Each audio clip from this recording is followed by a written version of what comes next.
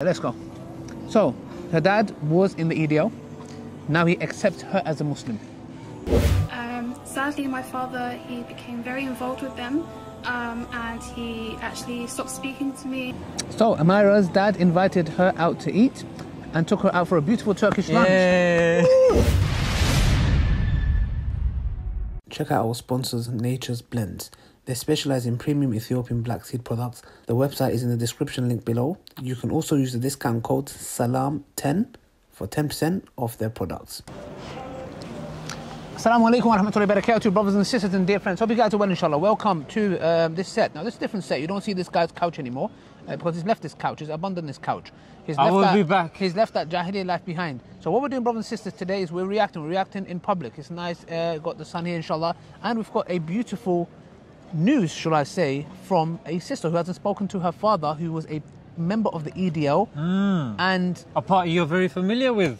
I've had interactions with, close relations with, reputations with. But let's watch it, inshallah. Here we go. So this sister's name is Amira or Amira?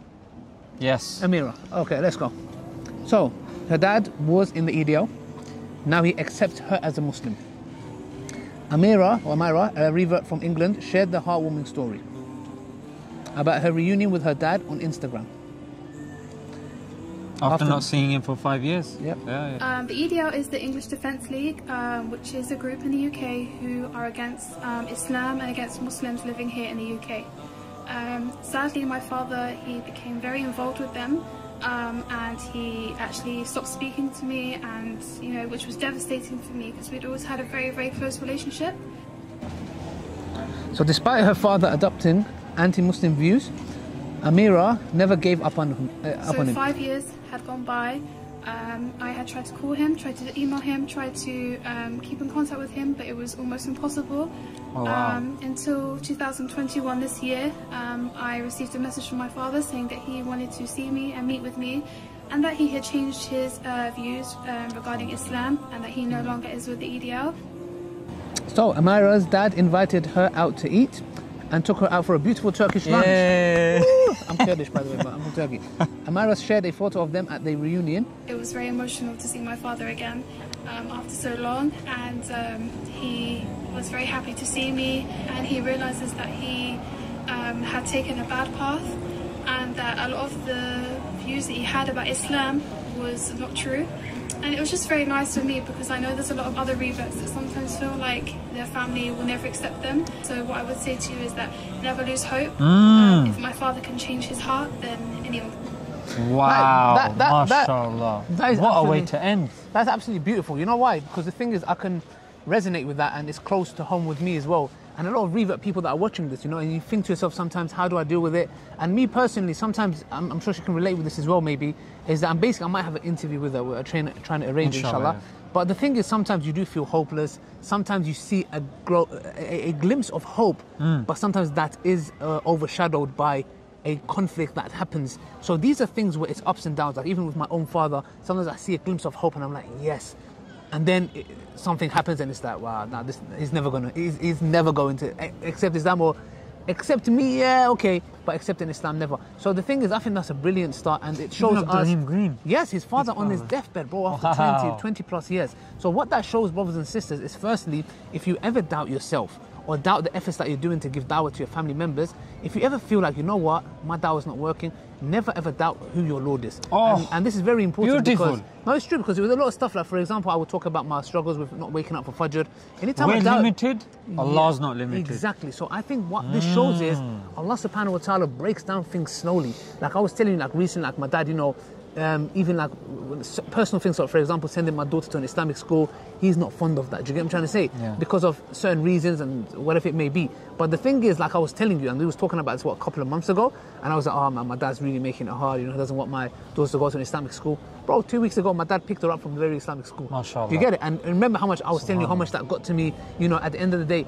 But the thing is, it's that you see Allah changes people's hearts slowly. And we see that with like the Sahaba, innit?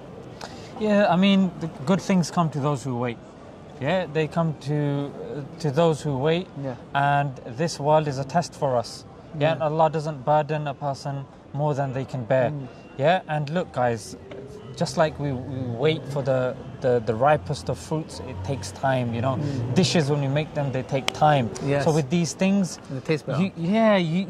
you're going to appreciate it more. Like, she's so happy to meet her father, but a lot of people that have their fathers don't appreciate their fathers.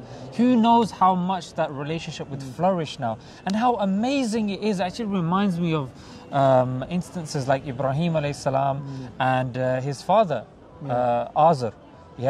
But you see Azar, the idolater and idolater, and you've got Ibrahim alayhi salam, Khalilullah. So and the Prophet sallallahu alaihi wasallam, when he went to that place and they stoned him, and Allah sent the angels of the mountains that, you know, they are at your disposal. If you want, Allah can tell us. If you want, you know, Allah's commanded us, we will crush these mountains. But the Prophet sallallahu alaihi wasallam said, he wants mercy. He said, and that's what he kept one of his dua. That all the prophets that used, he didn't. He saved it for his ummah. Exactly. And it just shows you, brothers and sisters, that you never know. As reverse, we need to understand that you might be the ambassador for your family to come to Islam.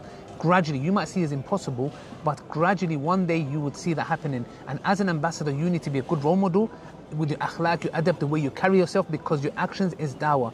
And one thing that I would say is not to give up ever, and to make dua. And maybe your dad had to go through that and see that, for him to get closer to Islam in a way, for even accepting you and Islam and changing his views. And this shows you the importance of dawah. God knows whose videos he may have watched that may have inspired and thought, you know what, hold on a second, actually, this is all bogus.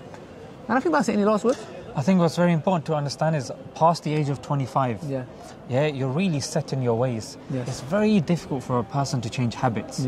And psychologists say there's two main things that will change a person's habits. One is trauma, and the other is constant affirmations and constantly repetition. So that's something to understand, that a lot of investment has gone into maligning Islam. And that's entered the subconscious, the unconscious mind of a lot of people, and that's going to take time. That's going to take time for you to undo. Exactly. And we have to be practical. And with our parents, they don't like to be lectured. So Islam is pure. As long as you are practicing Islam and showing them the beauty of Islam, eventually, just like a rock, and a drop of water drops on it, it's not going to break it straight away. But eventually, if it's consistent and persistent, eventually a hole will form and that rock will crack.